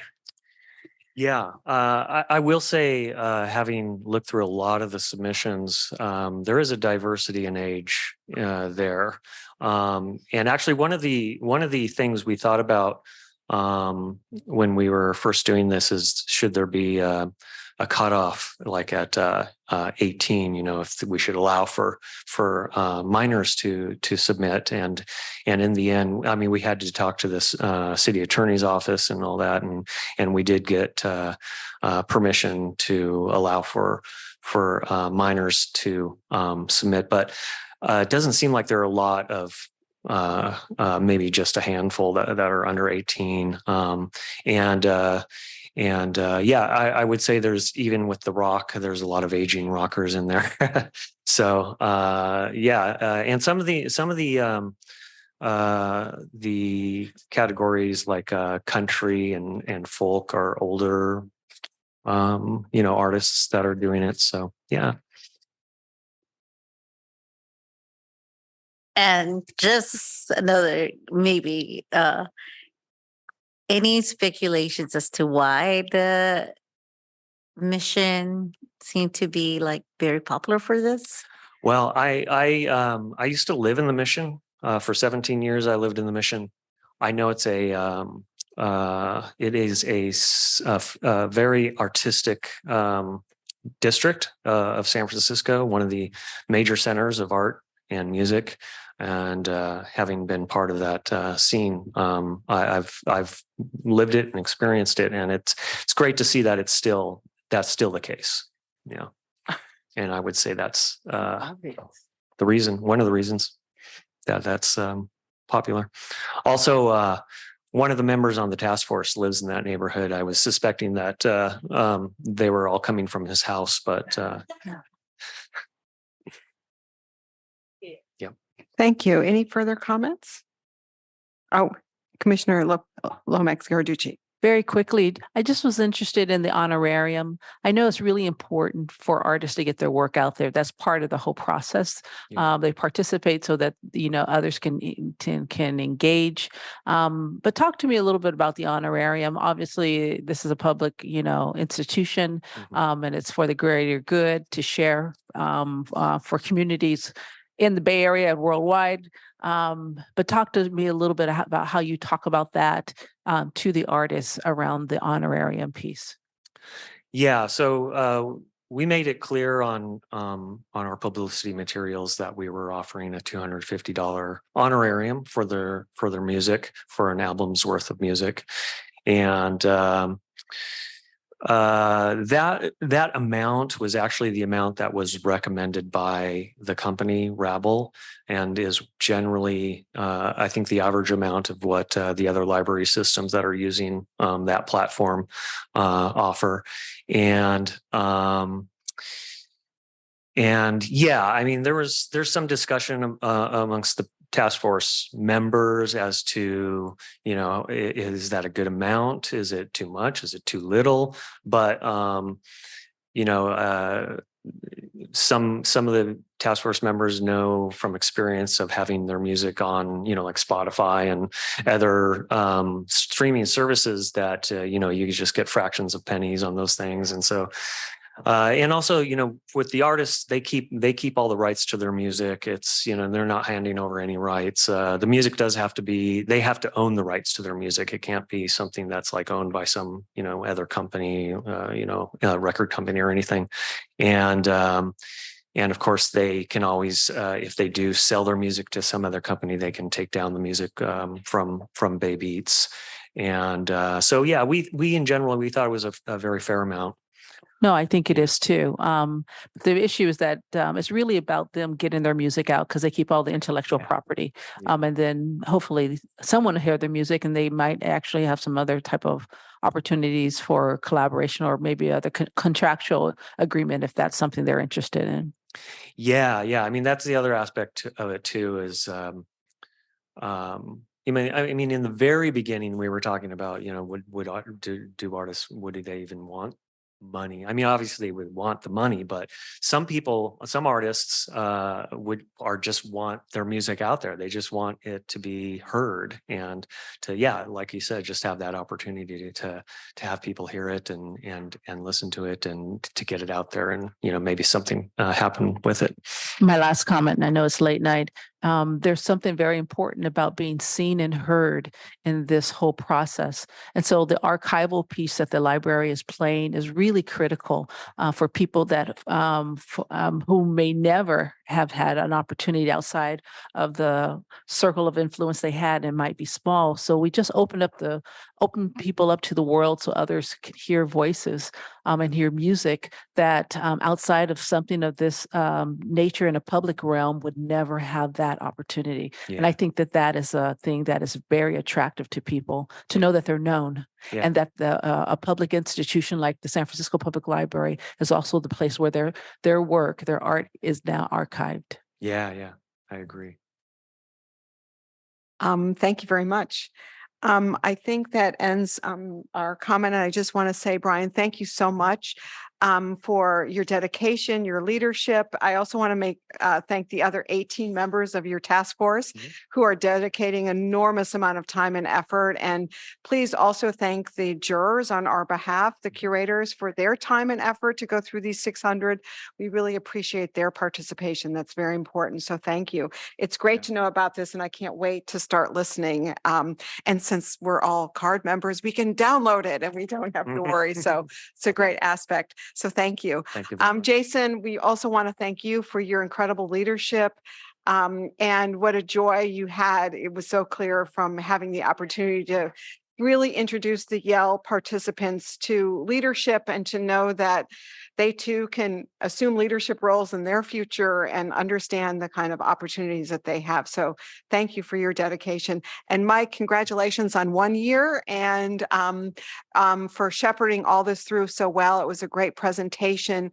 Glad to know everything's under control and being managed well. So thank you. So that is the end of our comments on the City Librarian's report. Just thank you to City Librarian Michael for your incredible efforts and leadership and the entire staff's contributions to all that we admire and enjoy. So now we move to the final agenda item of the day, item number 5, which is adjournment. And we will open public comment before our commission discussion on this item. Public comment will begin here in Corrette and continue on the Zoom link. So public comment is now open here in Corrette.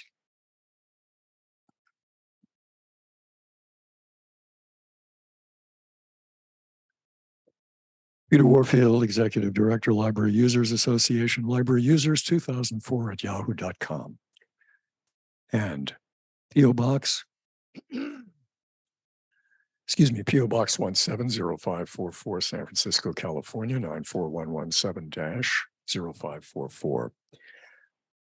I have said it before and I'll say it again. I think it would be, I think you shouldn't adjourn until you insist on having what the Library Commission used to have and what many other commissions and bodies have. And that is insist on future agendas, having an item at the end of the meeting that gives you an opportunity, all of you intelligent, talented, knowledgeable folks, and in some cases, on some matters, less knowledgeable, but a chance to have your say as to what you would like on an agenda, on future agendas. I heard some very interesting and I thought very worthwhile questions with respect to the comparison of costs for ebooks and how that works. Both of your tech folks seemed to be particularly interested.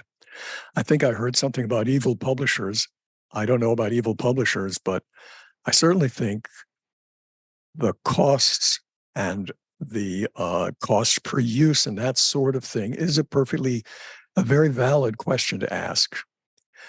As I started to say earlier, an early Ford owner of the company said, folks can have any color they want as long as it's black. But when you bias, when you say, gee, aren't ebooks popular? Look how well they're doing. Maybe they're doing well because they've had a lot of good publicity. For example, you go on an ebook site, you look at an ebook title, and they recommend a whole bunch of other books. That doesn't happen in the library's catalog, but that's a kind of marketing. So yeah, you can say, oh, that might be interesting. And now you've upped the circulation on additional ebooks. There are all kinds of ways in which, as I've said, the ebooks have, I think, an advantage and even might give you a false sense of their use. If somebody is browsing through ebooks and goes through 10 of them to see which one is the best one to actually look at, when in the library there would be no circulation statistic for browsing 10 books, only the one you borrow. That's not comparing apples to apples. And I think that needs to be considered too when you look at the costs and the usages of the various materials. Future agenda item. Thank you. Thank you very much. Seeing there's no further public comment in correct operations, is there anyone via the Zoom link? Madam President, there are no callers in the queue at this time. Thank you very much. Public comment is now closed on this item, and we will now move to the commission discussion and action on item 5. Would someone like to make a motion to adjourn the meeting? So moved. We have, and someone like to second? I'll second. We have Vice President Huang making a motion. We have Commissioner Lopez seconding it. And I'll take the roll call. Commissioners, please say aye or no when I call your name. President Wolf? Aye. Vice President Wong? Aye. Commissioner Mall? Commissioner Lomax Garriduzzi? Aye. Commissioner Lopez? Aye. Commissioner Bolander? Aye. The motion passes unanimously. The meeting is adjourned. Thank you, everyone. Enjoy the rest of the summer and see you in September.